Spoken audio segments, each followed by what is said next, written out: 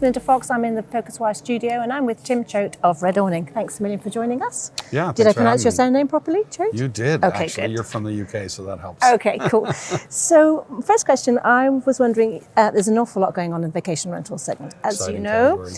And do you feel like you're fighting the big guys, and there's an increasing number of guys and brands? You've got Oyo, you've got Vrbo. Is that something that's on your mind in terms of staying in the minds of consumers? I think it's kind of a mixture because we partner with many of those big brands, Vrbo, Airbnb, and so on. And then someone like Oyo is a future potential competitor. Yeah, because you also brand some of your properties, we are don't branded. you? We're a branded hospitality platform, kind of not like Oyo, but sometimes compared to Oyo because elements are like Oyo. And so I think mostly all the attention on the space is driving everything up. Mostly, that's helpful to us. Okay. I think some of the big channels have been starting to experiment with where they hide the brand and where they keep the brand. Yeah, Vrbo particularly. And so, exactly. So we don't really like those things because, part of what we're trying to do is add a layer of features and benefits to the guest that are unique to us, even if the property might exist in other places. And so if they take away the brand, then that makes it pretty hard to differentiate. Sure. So fortunately, they turned that test off. Okay, because that got a backlash, didn't it? I mean, quite significant. I was really surprised about it when they did it. I mean, I wasn't really surprised in the sense that every channel is trying to maintain control of their customer. Yes. Airbnb has done that all along. They make it difficult for you to communicate to the guest outside of them. Yes. And so HomeAway, or VRBO, I guess, or Vrbo. Yes, we have to say Vrbo. I have to kind of work our way through. They're just reflecting on the fact that, obviously it's been a successful model for Airbnb. So our view is we want to keep our brand up. We want to actually get our brand even higher. Yeah, but is that harder now? There's more names out there and they're stealing a lot of headlines? There's definitely more names. I mean, it's been interesting. If the funding slows down in this category, it will actually help us out because we're one of the few scaled players in the space. Yes. Most of the players are actually not scaled when you actually get down to what their sizes are. So the noise of, this company raises this much money and that company raises that much money isn't very helpful. Yeah, because I feel like you're sort of slightly under the radar, just working away. Yes. Doing what you do. You got the top tier, we're not in the top tier. Yeah. Airbnb, Vrbo, these are much larger companies than us. The next tier down, then you get, Vacasa, Sonder. That's kind of more of the tier that RedAwning is in. We've actually served more guests than Sonder. Sure. But they get more media attention than we do. Because of the funding. Yeah, because they got massive funding. And, they have a great product. So, I think the noise is still lifting the boats, but a little less noise would probably be helpful. I definitely don't want to see the big channels start hiding all the brands. Yeah. So do you think then that, the whole alternative accommodation space is a bubble? Do you think we're in for a correction? No. Okay. I think it's still so much larger. And I actually want to start shifting people toward calling it short-term rentals. Yeah. Because it's not alternative. No, sure. Anymore, at least. That's true. And in some ways it never was. The category that we play in is mostly vacation leisure destinations. That category has been vacation rentals for decades. Forever, yeah. So it's not really alternative. The hotels are the alternative in some of those places. And so, I think there's a long road. Certainly it's shifted. The sharing idea may have hit its peak. Yes. Because there's a lot of people who I don't want to go and stay in someone else's house with the person there. No. I'm not into that. But I'd love to know kids. what percentage of, and I'm the same, but I'd love to know what percentage of properties rented is actually staying with the people there. I think it's shrinking. Yeah, because I think that was a great innovation of Airbnb that got them on the map. And my guess is that even for Airbnb, that's probably now down to 10% or less. Exactly. And probably going down. Yeah. Because people would rather they like the uniqueness of the spaces, but they like to experience it themselves. If you're going to live like a local, you are the local. It's not living with a local.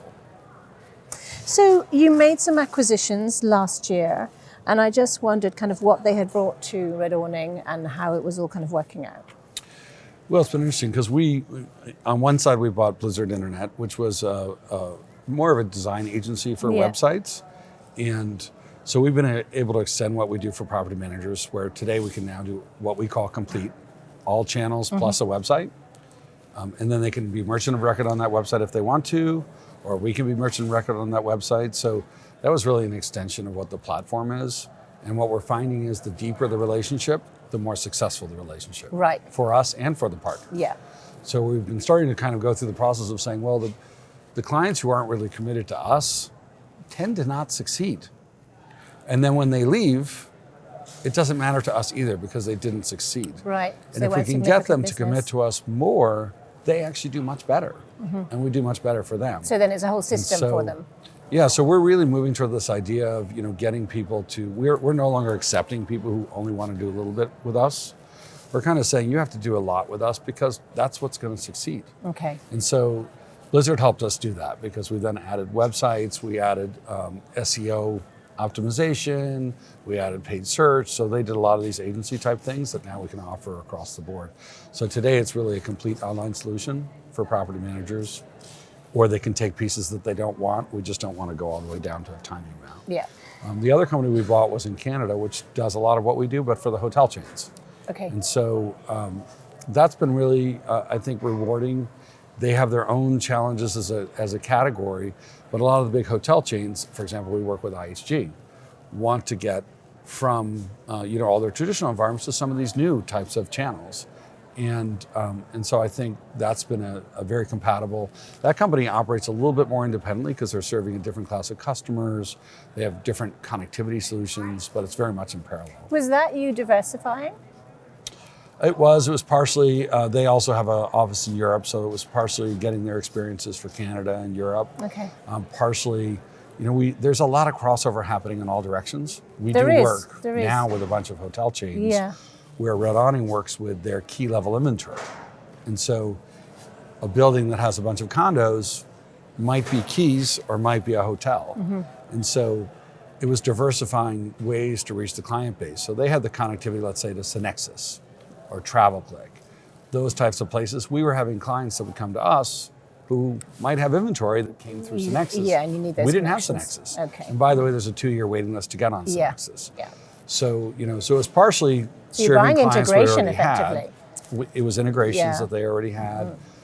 And then they also had a bunch of existing relationships. And then we had some relations in common. We both work with Vail Resorts.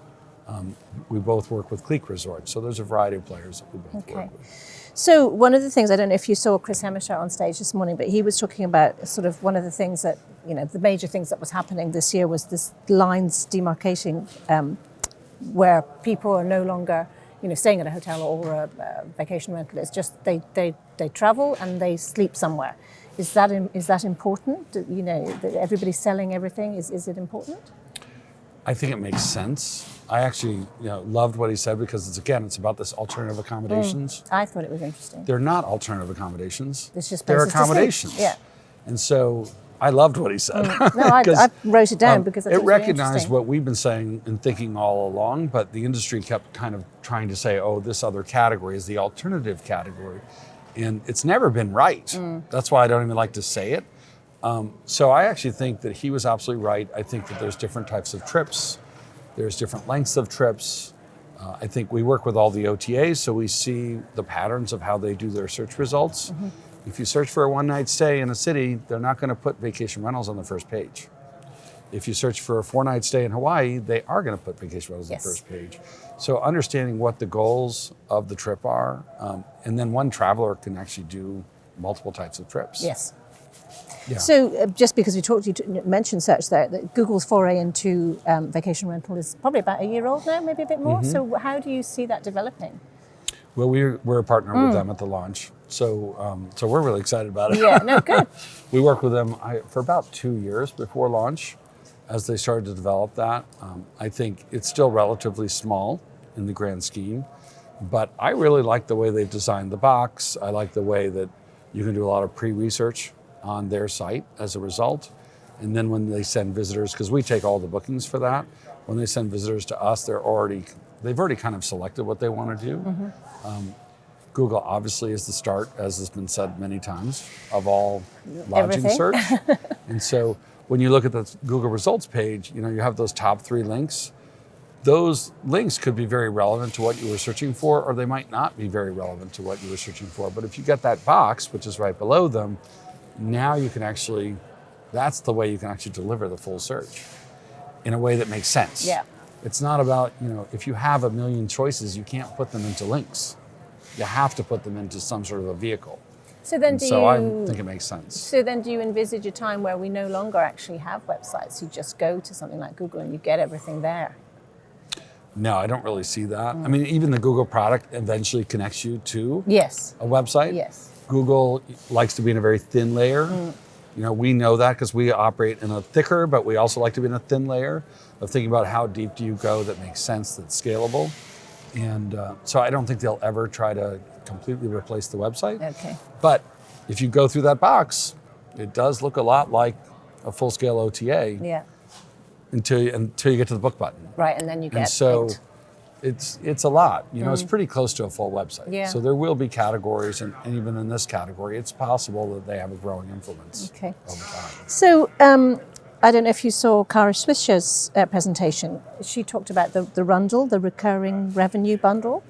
And I wondered if that was something that, vacation rental or a hospitality platform could do in terms of a subscription service. You have a loyal customer and they like your properties, whether it's hotels or vacation rental, and then they, use you every year, twice a year. Yeah, so I don't think I saw exactly what she was talking about, people subscribing, Yes. paying a monthly fee. Yeah, so it's sort of Netflix or Amazon Right. Prime. Yeah. And Inspirato is kind of in that vein. Especially with their newest product where you can actually do that. And there's some flight airlines doing that now as well. Yeah, there's some airlines. I think it's a really great idea for some categories. I think the challenge with vacation rentals is if you only travel twice a year, Yeah. it's pretty hard to get people to do that. And what we find is not only do you only travel twice a year, but you're choosing different destinations. Sure. So if you go to a destination that we're not in, or if we don't have the right inventory available for you in that destination, you can't book with us twice a year, even if you want to. So I love the idea, though. I actually came out of the subscription business, so I like subscription businesses. Okay. I also run a theater, which has a subscription element to it, Okay. season passes. But I think have it's to have a really hell of a hard lot for of leisure. content. I think where it could work potentially is for a high frequency business traveler, which is I think what's happening with the airlines. Yes, absolutely. I know someone who subscribed to one of those airline things because it goes every week on a flight to a destination that they cover. Yeah. And he realized it was much cheaper to just sign up for the subscription than to buy tickets every time. Okay. And so that's what he does. So greatest challenges for RedAwning right now? I think the one that we've recently really explored and understood is the way the calendar works. So we work with owners and with property managers. Earlier this year, we decided that we had to go to all our owners and make them exclusive, because what was happening is we have too much volume. And so they would inevitably end up with calendar issues, and then they'd have double bookings, and then we'd have to solve those. So that was a real problem. So we went to all our owners and we said, we're done with that. That doesn't really work. We need to be exclusive if you want to keep working with us. And we lost a lot of them. But then we started building from there only with exclusive owners. And what that has taught us about is that the calendar and the booking window really matters and varies. And we're already doing 15 times the bookings per property for an owner than we do for a manager. So it was kind of a stunning revelation for us. And the difference is with the owner, of course, we get all the bookings. And what we realized with the manager, way out here at the beginning of the funnel, they might take their direct bookings a year in advance, people who are repeat stayers, things like that. Then what comes next is VRBO. They have the longest booking window for leisure travelers.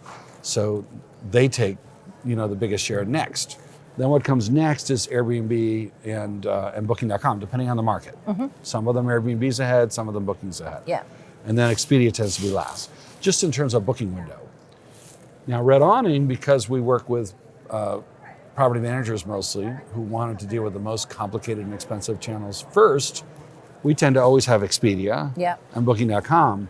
And the revelation is like, wow, if we don't have the full cycle, we're dealing with a fraction of the calendar by the time we get to market the property. Okay.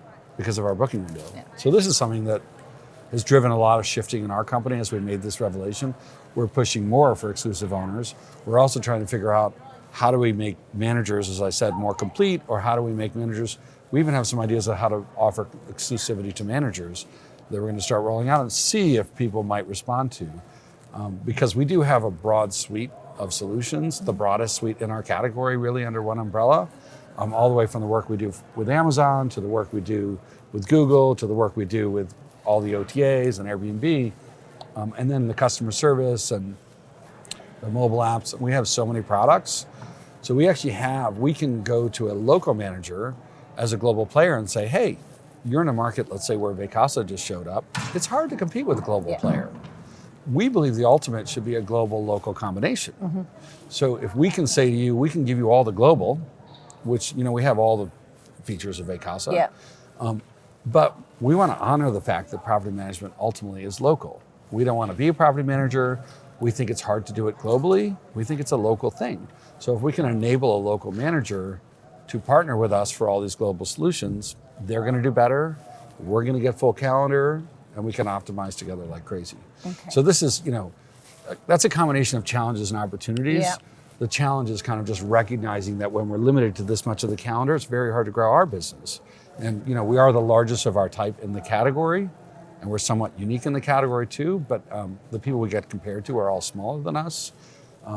But all the same, I want to not just live over here in this tiny space. Fair enough.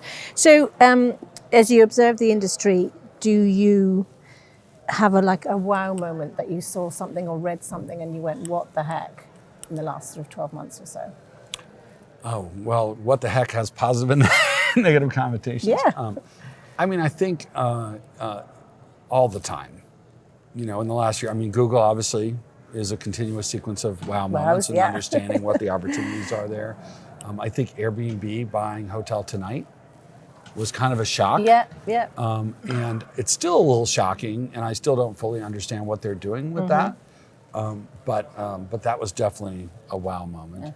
And I think when Veribio took away brands for a moment, that was kind of a negative wow moment. That was,